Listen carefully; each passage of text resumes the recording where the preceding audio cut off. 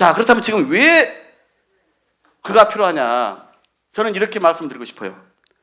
우리가 보통은 하늘이 천심이 또 국민의 민심이다 이렇게 얘기를 많이 하잖아요. 진짜 하늘이, 제가 교회를 다닙니다만 만약에 절대적 초월적 존재가 있다면 어떤 사람을 언제 쓰는 것이 내 뜻에 가장 부합하냐 고민할 거예요. 국민이 지금 이 시대에 왜 이 사람을 쓰려고 하냐에 대해서 제가 말씀을 드리고자 하는 것입니다. 이렇게 제가 썼어요. 윤석열이라고 하는 사람은 사실은 국민의 귀와 눈을 가려가지고 그래서 아주 단기간에 제대로 검증도 받지 않고 대통령이라는 자기에게 맞지도 않은 옷을 입게 됐던 것이죠. 그런데 지난번에 기회를 얻지 못했지만은 그 전부터 시작해서 대선 때 패배하고 지금에 이르기까지 저는 혹독한 실험과 검증의 과정을 거쳤습니다. 인간이라면 버티지 못할 정도의 그 과정을 거쳤어요.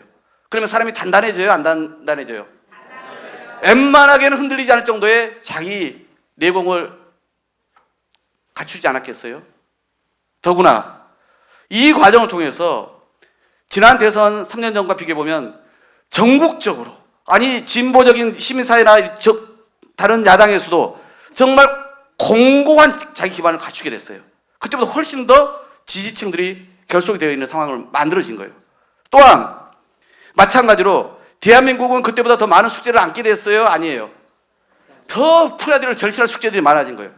이런 상황에 꼭 사람을 써야겠다라고 저는 이 하늘이, 국민이 때를 기다리게 한 것이다 라고 저는 분석을 합니다. 여기뿐만 아니라 일을 하려면 조건도 만들어줘야 되잖아요.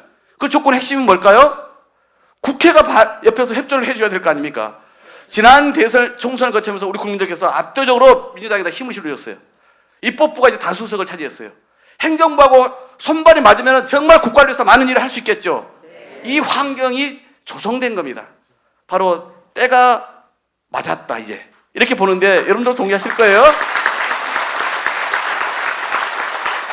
따라서 저는 아까 말씀드린 것처럼 대한민국이 안고 있는 이 위기, 이 도전의 숙제 앞에서 최적화된 사람이다.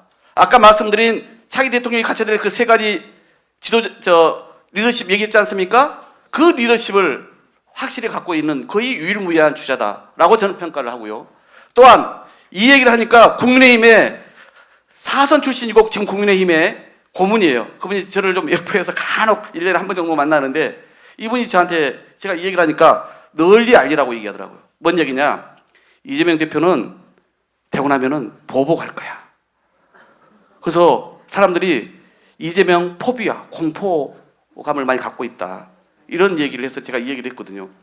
제가 물어봤습니다. 검찰은 손봐야죠. 이재명 대표께서 박 대표님 안 그래서는 안 됩니다. 이미 지금 심리적 내전 상태인데 그렇게 싸우기 시작하면 실질적 내전으로 갑니다.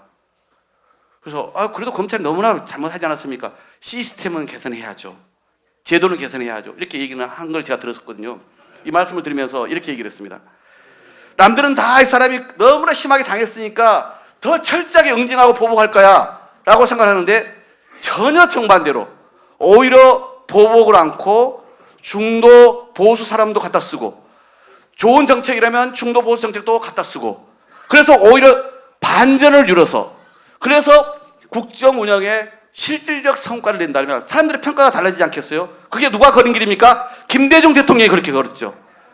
자기 목숨을 빼앗으려고 했던 세력들이었지만 DJP 연합을 통해서 집권하고 나가지고 김종필 자민련 총재를 알다시피 국무총리로 경제 분야는 다 자민련 보수 쪽에다 다 주고 그렇게 국정을 운영했잖아요. 성과가 그런데 났어요 안 났어요? IMF를 이기고 문화강국을 만들고 사회복지 기반을 구축하고 민주주의에 또 남북관계에 찬란한 꽃을 피웠던 그 김대중 대통령 아니었습니까? 그런 것입니다. 그래서 저는 그만큼 지도자가 중요한 것인데 마찬가지로 이런 일을 할 수 있는 유일한 정치인이다라고 생각합니다.